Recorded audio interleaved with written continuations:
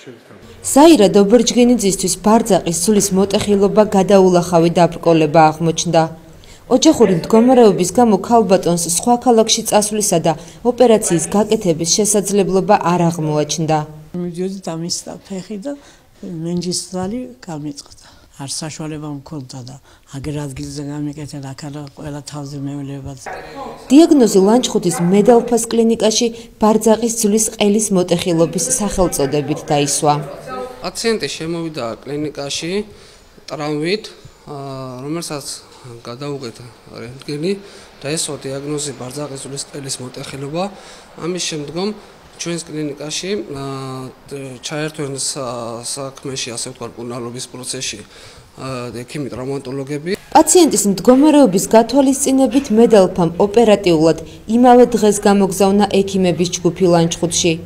ადგილობრივი და ჩამოსული მედიკოსების ერთობლივი მუშაობის შედეგად ენდოპროთეზირება, იგივე ხელოვნური სახსრის ჩასმა გაკეთდა.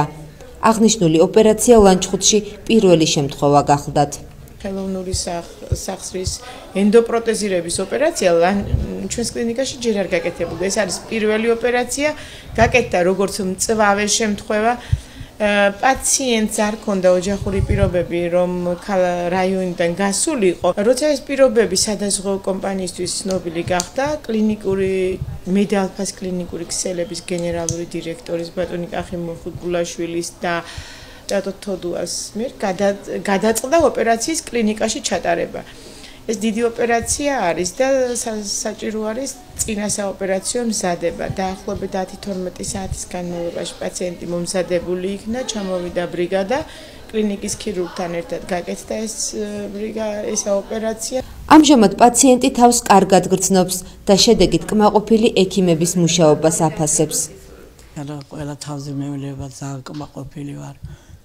ძალიან ყურადღება ვინც ხამეს საწყოს დაარსა, დიდი მადლობელი ვარ იმასაც და აგერ მენეჯერ მესტან სულგორაძის მადლობას ვუხდი ძალიან სულ ყველას.